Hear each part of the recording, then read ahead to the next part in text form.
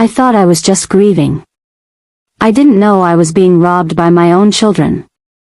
They stole $91,000 and made me feel like a burden. But my husband? He planned for this exact betrayal. He left proof, instructions, and one line I'll never forget: make them pay. I'm Elena Rodriguez. For 38 years, I thought I knew exactly what my husband Miguel owned. Rodriguez Family Kitchen, our restaurant and our house. A savings account that never seemed to grow no matter how hard we worked. I thought we were just getting by, building something small but honest for our kids. I had no idea Miguel was quietly building a real estate empire. When Miguel died of a heart attack 2 years ago, right there in the restaurant kitchen during lunch rush, my world collapsed. Sofia and Carlos, my children, swept in like guardian angels. They handled the funeral, the paperwork, the restaurant operations. They told me Miguel had left everything in a trust, that they'd manage it so I wouldn't have to worry about complicated business decisions while I grieved. For 2 years, I lived on $500 a week. An allowance, Sofia called it. Just enough to keep you comfortable, Mom, while we handle the complex stuff. I shopped at thrift stores. I clipped coupons. I thought that's all we could afford. Meanwhile, my children were collecting $3,800 a month in rental income from properties I didn't even know existed. For houses, 3 duplexes, and 2 small apartment buildings that Miguel had been buying and renovating for 15 years. Properties worth over $900,000 total, generating nearly $46,000 a year in rental income. But Miguel knew they'd steal from me. He'd been watching them for years, documenting their greed, planning his revenge from beyond the grave. And 6 months ago, I found his instructions. A detailed roadmap for destroying them financially and emotionally, written in his careful handwriting, hidden where only I would think to look. The will reading was supposed to happen 2 weeks after Miguel's funeral. But my children convinced me to postpone it, and I wouldn't understand why for another 18 months. Let me tell you about the family I thought I had. Sofia is 34, my practical daughter. Married to David, a bank manager who's always calculating the profit margin on everything, including family relationships. Sofia's always been organized, responsible, the one who balanced my checkbook when grief made numbers look like hieroglyphics. Carlos, my last child, is 29, though he's taller than Miguel ever was. He married Jennifer 2 years before Miguel died, a woman who smiles like she's posing for a photo but never means it. Jennifer has opinions about everything. My cooking, my house, my clothes, my life choices. After Miguel died, they tag-teamed my grief like a professional operation. Mom, you don't need to stress about legal stuff right now, Sofia said the day after the funeral. We'll handle all the business details until you're ready. Carlos nodded along. Dad would want you to focus on healing, not paperwork. It sounded reasonable. I was 57, lost, and terrified of making the wrong decision about Miguel's legacy. The restaurant felt too big to manage alone. The bills felt overwhelming. I was drowning, and they threw me what I thought was a lifeline. I signed papers I didn't read. I trusted the 2 people I'd raised to protect what Miguel and I had built together. What I didn't know was that they'd been planning this takeover for months before Miguel even died. But that discovery was still coming. The will reading happened without me. While I stayed home crying into Miguel's old sweaters, Sofia and Carlos sat in Lawyer Harrison's office, supposedly handling the complicated estate details. They came back with official-looking papers and gentle, concerned expressions. Dad set everything up in a family trust, Carlos explained, spreading documents across my kitchen table. The restaurant, the house, everything. You're taken care of, but we're the trustees, so you don't have to worry about managing it all. Sofia pulled out a checkbook. We've set up a weekly allowance for you. $500 every Friday. That should cover your personal expenses while we handle the business side. What about the restaurant profits? I asked. Well, the restaurant's been struggling, Carlos said carefully. Dad had some debts we're working through. The allowance comes from life insurance money, so you don't have to worry about the business fluctuations. I believed them. Why wouldn't I? These were my children, the people I'd raised to value honesty and family above everything else. For 2 years, I lived like a widow on a fixed income. I shopped sales, used coupons, bought clothes from secondhand stores. When the washing machine broke, I saved for 3 months to replace it. When I needed dental work, I put it off because $500 a week doesn't stretch far when you're trying to be responsible. Meanwhile, my children were living like landlords. Sophia and David bought a new house in the expensive part of town. Carlos and Jennifer started driving luxury cars. They took vacations to Europe, Hawaii, Mexico. When I asked how they could afford such trips, they'd say things like David got a bonus or Jennifer's family helped out. Every Sunday, we had family dinner at my house. The same house Miguel and I bought 30 years ago, where we raised our kids, where every room held memories of the life I thought we'd built together. Sophia would bring store-bought dessert instead of the flan I used to make. Carlos would check his phone constantly, like he had important business to attend to. Jennifer would compliment my cooking but mention she'd already eaten lunch elsewhere, just something light. But they showed up. Every Sunday. And I mistook their presence for love. What I didn't realize was that every Sunday dinner was actually a monitoring session.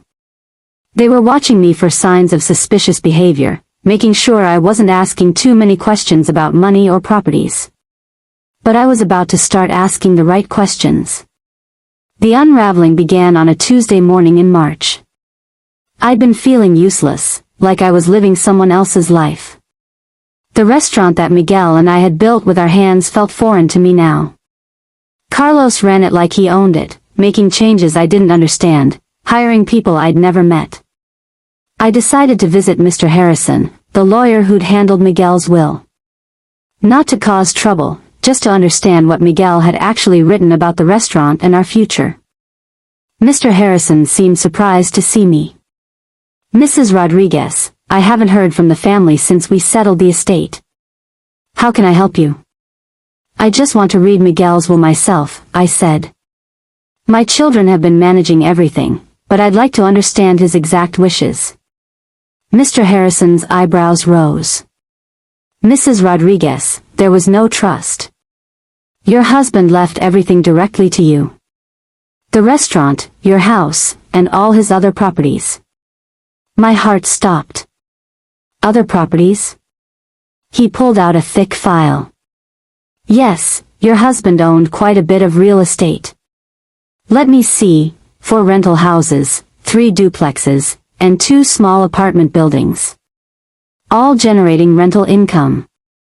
All left to you, outright. The room started spinning. I'm sorry, what rental income? About $3,800 a month, total. Your children said you preferred to let them handle the rental management while you focused on the restaurant. I stared at him. I don't know anything about rental properties. Mr. Harrison's face changed. Mrs. Rodriguez, these properties have been generating income for 15 years. The monthly rental payments go to an account your children said you'd set up for automatic management. How much money are we talking about? He calculated quickly. Over the past 2 years since your husband's death, approximately $91,000 in rental income. $91,000. While I'd been living on $52,000 total over 2 years. But the rental properties weren't the only thing my children had hidden from me. When Mr. Harrison showed me the complete inventory of Miguel's assets, I realized my husband had been much more than the simple restaurant owner I thought I'd married. Your husband was quite the businessman, Mr. Harrison continued, pulling out more documents. Besides the restaurant and rental properties, he owned a small warehouse that he leased to a shipping company, and he had significant investments in local business partnerships. I felt like I was learning about a stranger's life. How much are we talking about, total? The entire estate is valued at approximately $1.2 million. All left to you, Mrs. Rodriguez. No trust, no management clauses, no restrictions. Everything in your name, free and clear. $1.2 million. I'd been living like I was poor while sitting on $1.2 million. But my children told me Miguel had debts. That the restaurant was struggling. Mr. Harrison shook his head. According to the financial records your children provided during probate, all of your husband's properties were profitable. The restaurant alone was netting about $8,000 a month after expenses. I drove home in a daze. My own children had stolen nearly $100,000 from me over 2 years. But why? What were they protecting me from, if not poverty? That afternoon, I called Sophia. Mom, what's wrong? You sound upset. I visited Mr. Harrison today. Silence.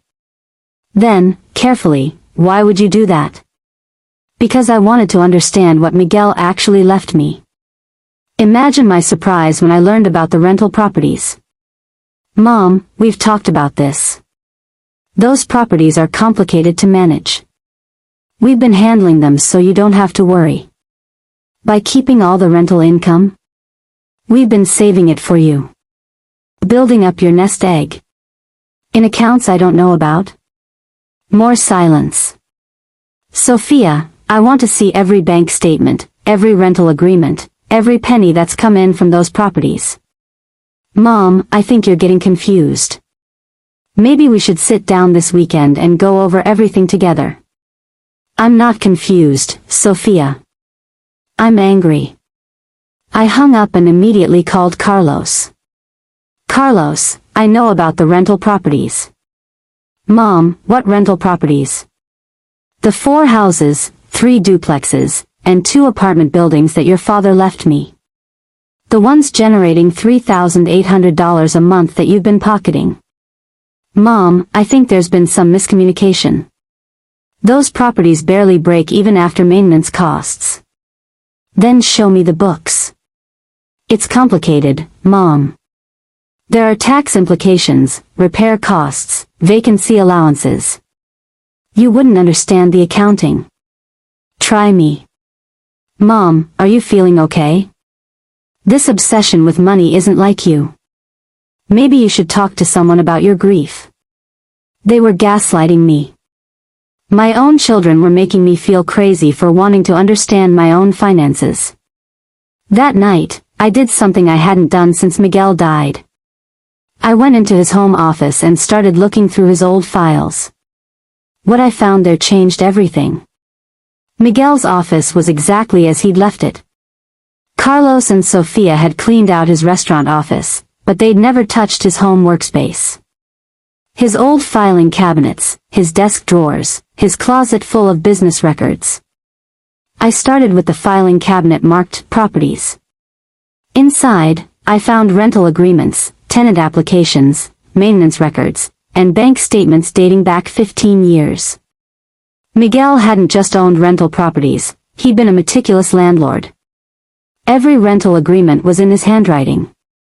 Every repair was documented.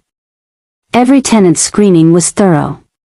Miguel had built this real estate business slowly, carefully, like everything else he did. But there was more. In a folder marked Family Concerns, I found something that stopped my heart. Bank statements showing transfers from Miguel's account to Carlos's account. $15,000 in January 2020. $8,000 in March 2020. $12,000 in July 2020. All during Miguel's lifetime. And a letter from Miguel to Carlos, dated 6 months before he died. Carlos. This is the last time I'm covering your debts. The $35,000 I've given you over the past year was supposed to help you get stable, not enable more gambling. I know about the poker games.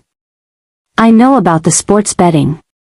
I know about the money you've been taking from the restaurant register. If anything happens to me, your mother will need that money. Don't you dare steal from her the way you've stolen from me. Dad. Carlos had been stealing from Miguel before he died. And Miguel had known about it. But there was more. Much more. In the back of Miguel's desk drawer, behind old restaurant menus and repair receipts, I found something that made my blood run cold. A sealed envelope with my name on it, and underneath, in Miguel's handwriting, open only if they betray you. Inside the envelope was a letter dated 3 months before Miguel's death. My dearest Elena. If you're reading this, it means our children have stolen from you. I've been watching them for months, and I know what they're planning. Carlos has gambling debts he thinks I don't know about. Sophia and David are overextended on their new house. They've both asked me about early inheritance and suggested you might be too fragile to handle complex finances after I'm gone. They're going to lie to you about my will. They're going to hide the rental properties and keep the income for themselves. They're going to make you feel crazy for asking questions. But I've prepared for this, Elena. I've set traps they don't know about. First, check the safety deposit box at First National Bank. Box number 347. The key is taped under the bottom drawer of this desk. Inside, you'll find copies of everything, rental agreements, bank statements, evidence of their prior thefts. Second, Mrs. Patterson at 1247 Oak Street is one of our tenants. She has instructions to contact you directly if anyone else tries to collect her rent. Third, I've been recording some of my conversations with Carlos and Sophia. The audio files are on a flash drive in the safety deposit box. Elena, I love our children, but they've chosen greed over family. If they steal from you, don't let them get away with it. You built this life with me. You deserve every penny. Make them pay for their betrayal. All my love. Miguel. I sat in Miguel's chair, holding his letter, and cried. Not from sadness, but from rage. My husband had known our children would steal from me, and he'd given me the tools to fight back. The next morning, I drove to First National Bank with Miguel's key. What I found in that safety deposit box was enough evidence to destroy my children financially and legally. But first, I decided to confirm everything Miguel had told me. The safety deposit box was exactly what Miguel had promised. Copies of every rental agreement, bank statements showing where the money had gone, and a flash drive labeled insurance. But there was something else Miguel hadn't mentioned in his letter. A second folder marked backup plan. Inside was a deed transfer document, already signed by Miguel but not yet filed. A transfer of all the rental properties to a limited liability company called Elena's Future, LLC, with me as the sole owner. And a note in Miguel's handwriting, file this if they force your hand. Miguel had given me a nuclear option. I could take the properties away from them completely, legally, and immediately. But first, I wanted to hear what Miguel had recorded. I took the flash drive home and plugged it into Miguel's old laptop. There were 6 audio files, all recorded in the months before his death. The first one made me sick. Carlos, Dad, Mom's going to be lost without you. She doesn't understand business. Miguel, your mother helped build everything we have. Carlos, yeah, but she's emotional. She makes decisions with her heart, not her head. After you're gone, she's going to need guidance. Miguel, what kind of guidance? Carlos, financial guidance. Someone to manage the complex stuff so she doesn't mess it up. Miguel, the restaurant isn't that complex, Carlos. Carlos, it's not just the restaurant, Dad. It's the properties, the investments, all of it. Mom should focus on enjoying her retirement. Let Sophia and me handle the business side. The second recording was even worse. Sophia, David thinks we should talk about setting up a trust or something. For Mom's protection. Miguel, protection from what? Sophia, from making bad decisions. Grief affects judgment, Dad. We don't want her to lose everything you worked for. Miguel, everything I worked for belongs to her. Sophia, of course, but managed responsibly. Through a trust, with us as trustees. That way she gets steady income without the stress of business decisions. Miguel, and who controls this trust? Sophia, well, David and I have experience with financial management. And Carlos knows the restaurant better than anyone now. They'd been planning to steal from me before Miguel even died. While he was fighting cancer, they were planning to rob his widow. Retention hook. But the last audio file was the one that broke my heart.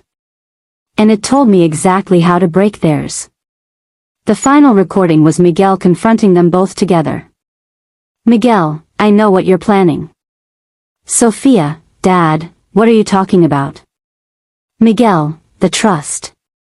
The financial management. The plan to take control of everything after I'm gone.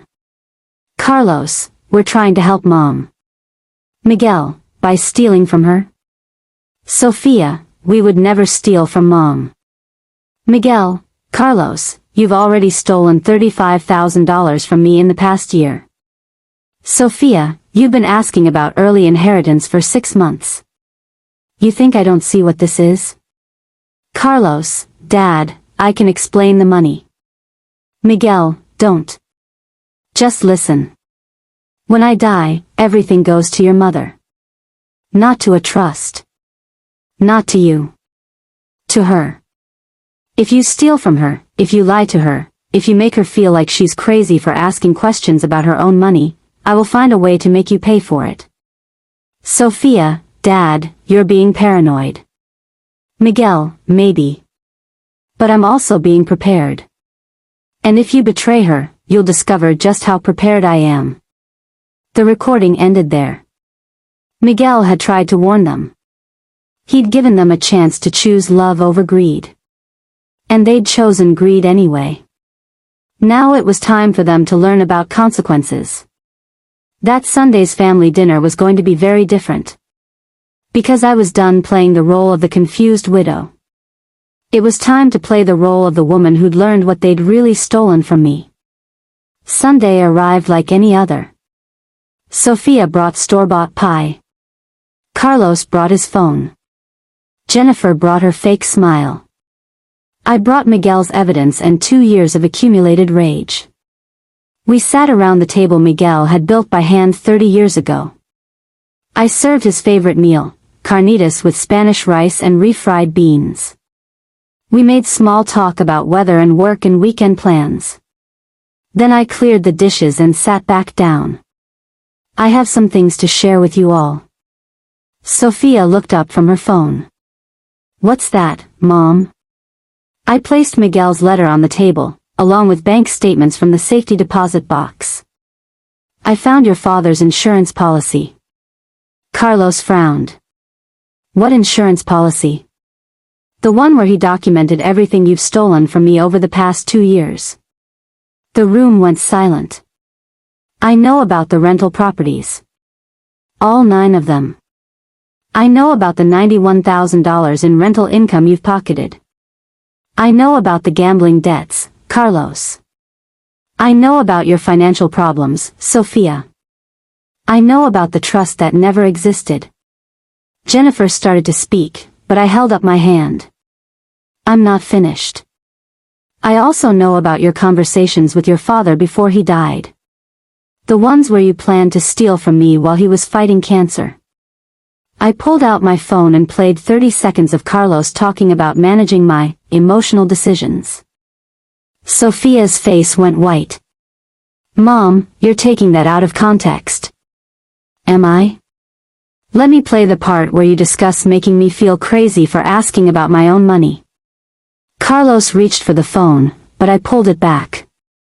Your father knew you'd do this. He watched you steal from him before he died, and he planned for you to steal from me after. But he also gave me the tools to stop you. I placed the deed transfer document on the table. This document transfers all the rental properties to a company that I own completely. Your father signed it before he died, but never filed it. All I have to do is submit this to the county recorder, and you lose access to everything. Mom, be reasonable, Carlos started. Reasonable? You want me to be reasonable? You've stolen nearly $100,000 from me while I've been buying generic groceries and shopping at thrift stores. You've been living in luxury while telling me we can't afford basic repairs.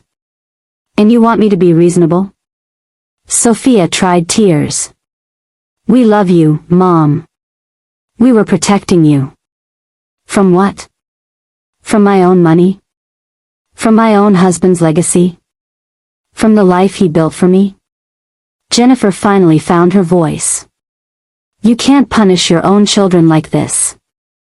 I turned to her slowly. My children died the day they chose to steal from their grieving mother. You're just criminals who happen to share my DNA. But I wasn't done. Because Miguel had left me one more weapon, and I was about to use it in a way that would teach them about the true cost of betrayal. Here's what's going to happen, I said, standing up. You have exactly 1 week to return every penny you've stolen. All $91,000 in rental income, plus interest.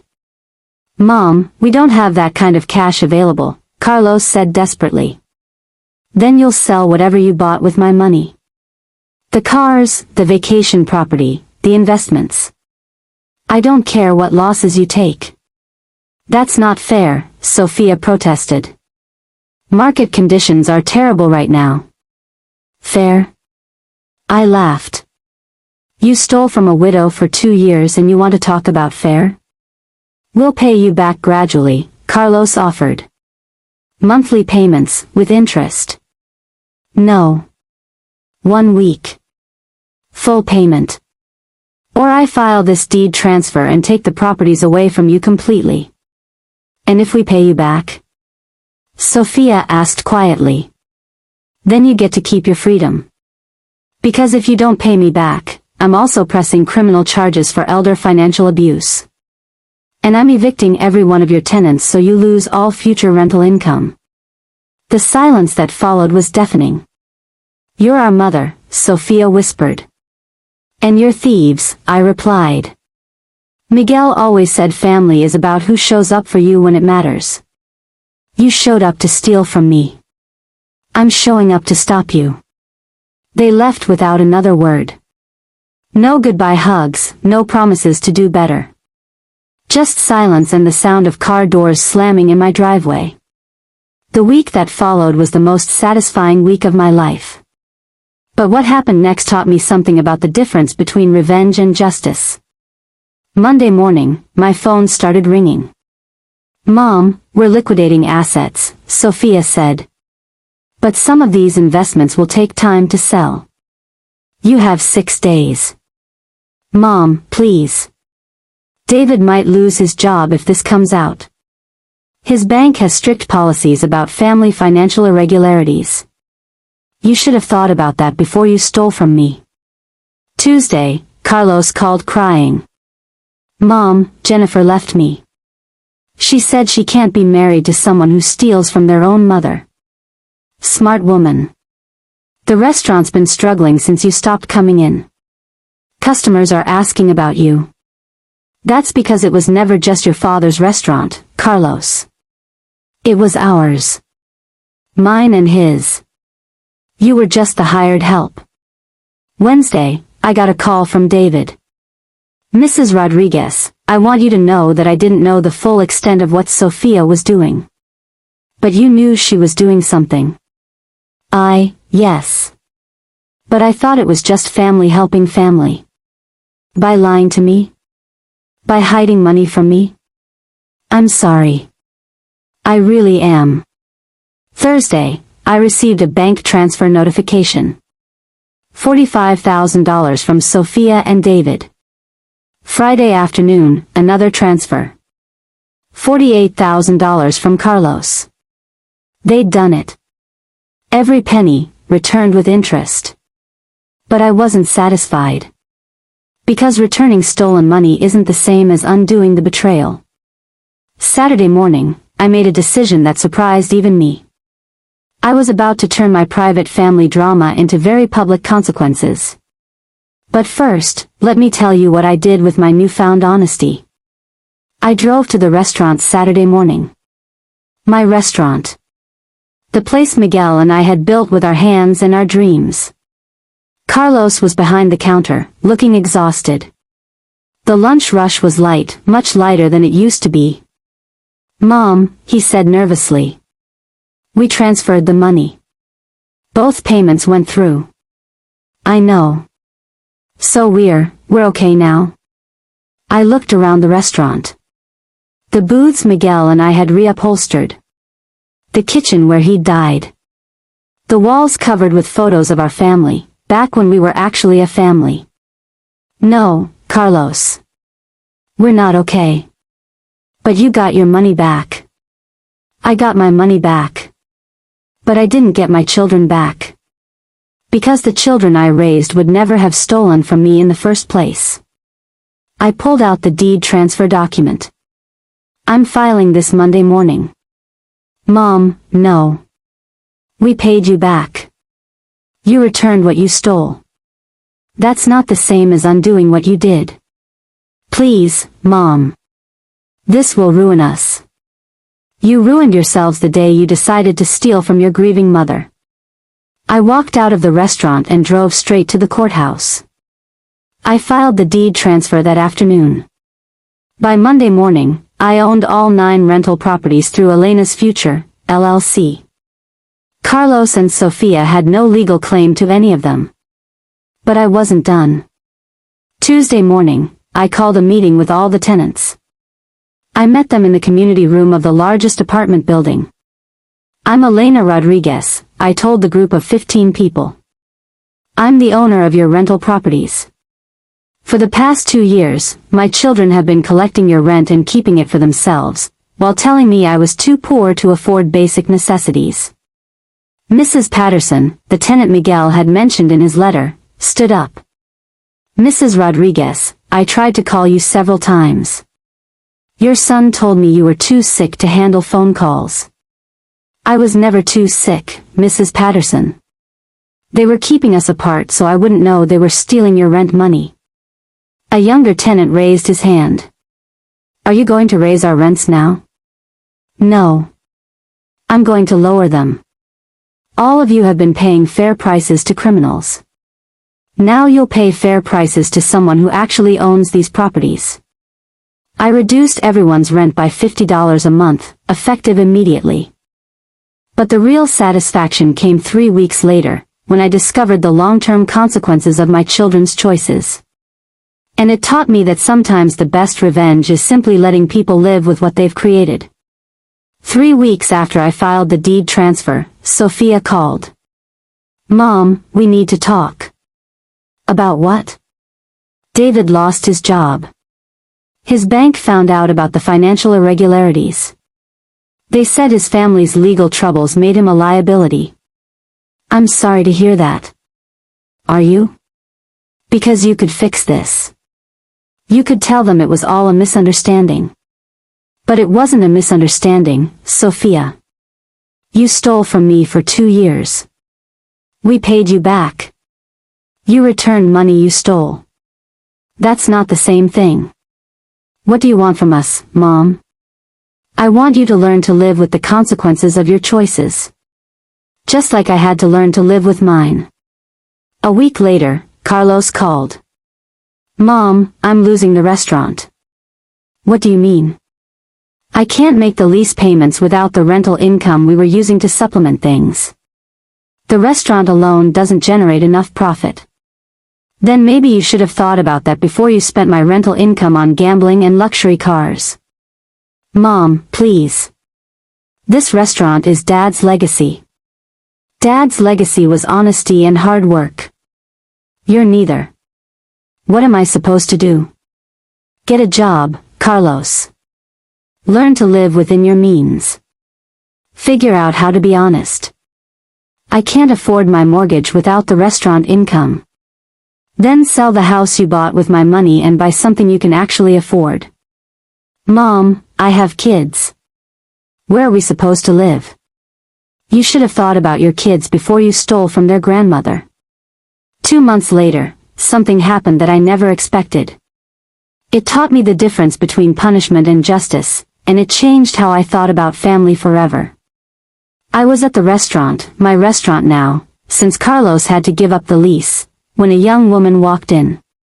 She was maybe 25, with Miguel's eyes and my stubborn chin. "Excuse me, are you Elena Rodriguez?" "Yes. My name is Maria Santos." I think Miguel Rodriguez was my father. My world tilted. "I'm sorry, what?" "My mother was Carmen Santos. She worked here as a waitress in the late 90s, before I was born. She and Miguel had a relationship." I stared at this young woman who had Miguel's gentle smile and his way of standing with one shoulder slightly raised. "My mother died last year," she continued. "Before she died, she told me about Miguel. She said he never knew about me, but she kept track of him over the years. When I saw the newspaper article about the restaurant changing hands, I knew I had to meet you." "What newspaper article?"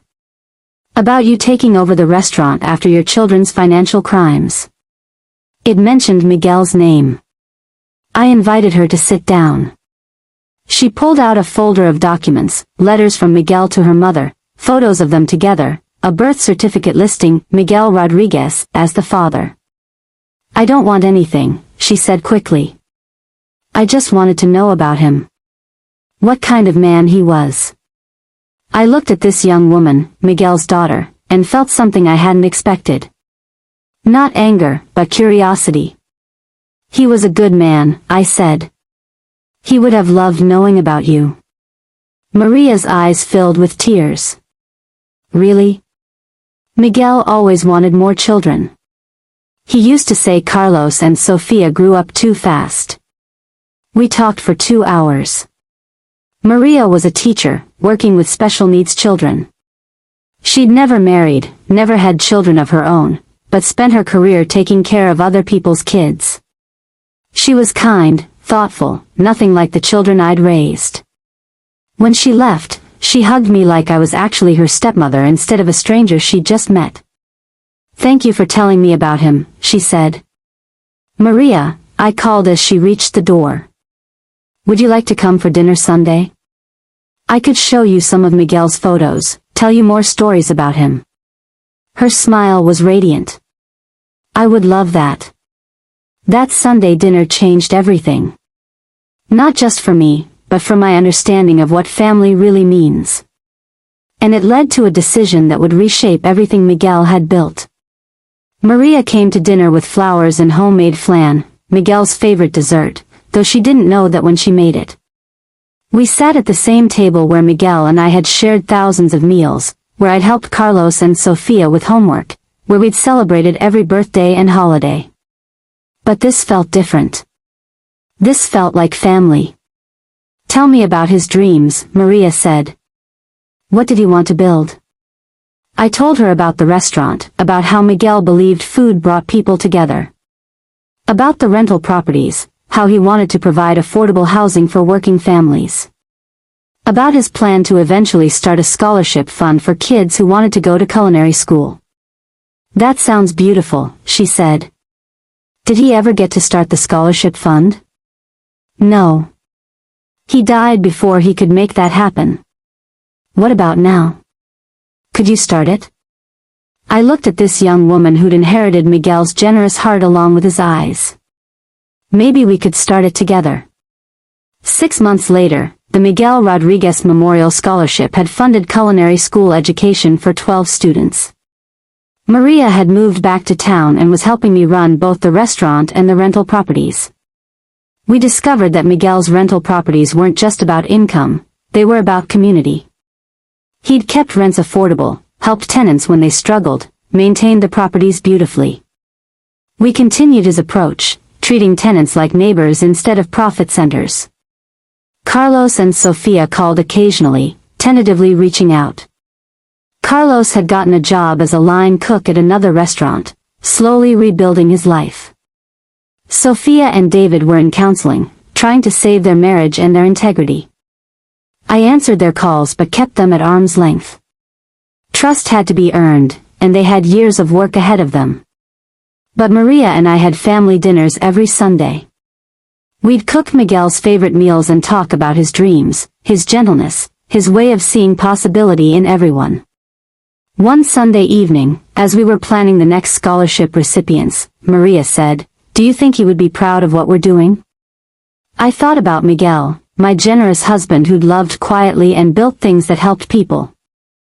Who'd seen the worst in Carlos and Sofia but never stopped hoping they'd find their way back to love. "I think he'd be amazed," I said. "Not just by the scholarship fund, but by you. By the daughter he never knew he had who turned out to be everything he hoped his children would become." "What about Carlos and Sofia? Do you think they'll ever really change?" I washed dishes slowly, thinking. "I don't know. But I've learned something important. You can't force people to love you the way you need to be loved. You can only choose to surround yourself with people who do." Maria smiled. "Is that why you decided to work with me instead of trying to fix things with them?" "Partly. But mostly because Miguel's work was about building community, not punishing people. I wanted to honor that. Even though it meant Carlos and Sofia didn't suffer as much as they could have. They're suffering exactly as much as they deserve," I said. "They lost what mattered most." "What's that?" "They lost the chance to be part of something meaningful. The chance to honor their father's legacy. The chance to build instead of destroy. They lost you. And they lost themselves. Family isn't just about blood. It's about who shows up with honesty, who stays when things get hard, who chooses love over greed when it matters most." This is Family or Not, where we share stories that no one wants to talk about at family dinners.